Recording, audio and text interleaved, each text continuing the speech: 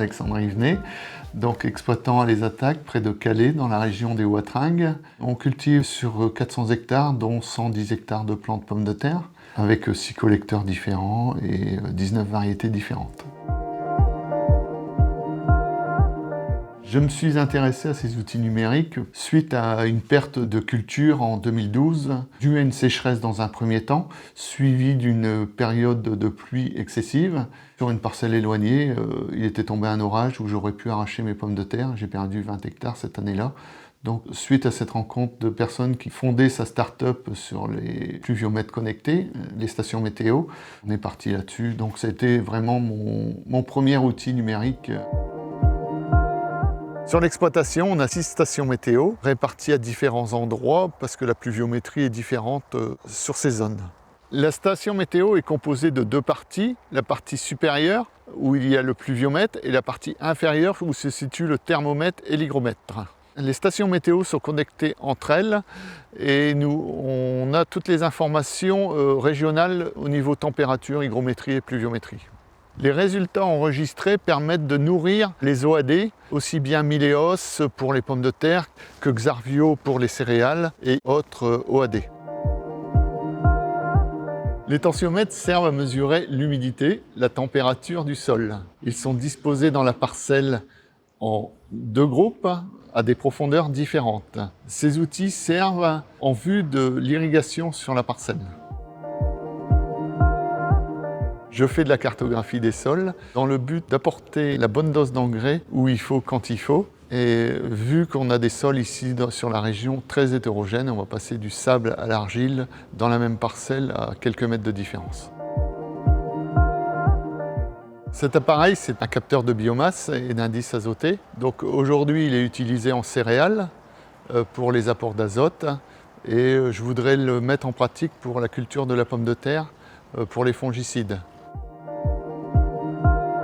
Le bénéfice de ces outils, c'est de prendre la décision au bon moment, aussi bien pour le travail du sol, aussi bien pour les pulvérisations, aussi bien pour les irrigations et aussi bien pour les récoltes, pour avoir le meilleur produit. Ça me rapporte beaucoup de choses et beaucoup de temps investi aussi. Donc je vais dire dans un premier temps, les stations météo me font gagner beaucoup de temps et de prise de décision le matin en fonction de la météo de la nuit, la météo de la veille. C'est quels produits mettre, quelle quantité mettre et quelle surface on va faire. Ensuite, on a une station de traitement de l'eau qui améliore notre qualité de traitement et notre pulvérisation. Donc là, on peut se permettre de réduire des quantités de produits. La première année s'est traduite par une économie de 30%. La deuxième année, on a été un petit peu plus loin. Et sur céréales, j'ai été moins 40, moins 50 et aujourd'hui on est à moins 75%. Et ensuite la partie engrais, comme on a des sols très très hétérogènes sur l'exploitation et les analyses de sol le prouvent, mais c'était comment apporter la bonne dose au bon endroit. Donc suite à cette cartographie, nous avons pu appliquer cette diminution. Ça se traduit par une économie de 90 à 100 € et en plus une augmentation des rendements. À l'avenir, je souhaite développer en partenariat avec nos instances nationales des capteurs d'insectes pour les pucerons pour voir l'efficacité et les produits à mettre sur les parcelles, à partir de quand déclencher le premier traitement.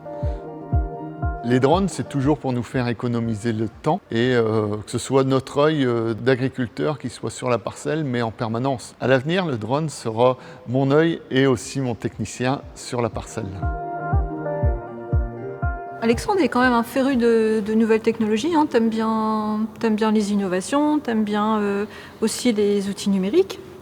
Et regarder ton téléphone tous les matins, voir combien il a plu, etc., quel temps on annonce, je pense que voilà, c'est quelque chose que t'aimes bien. Tu prends du plaisir à utiliser ces technologies dans ton travail.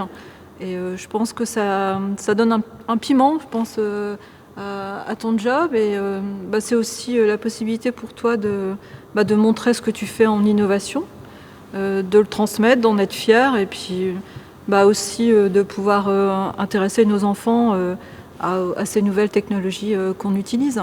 Pour moi, le but, c'est intéresser les jeunes et pouvoir transmettre aussi aux autres agriculteurs l'intérêt et une vision nouvelle sur l'agriculture.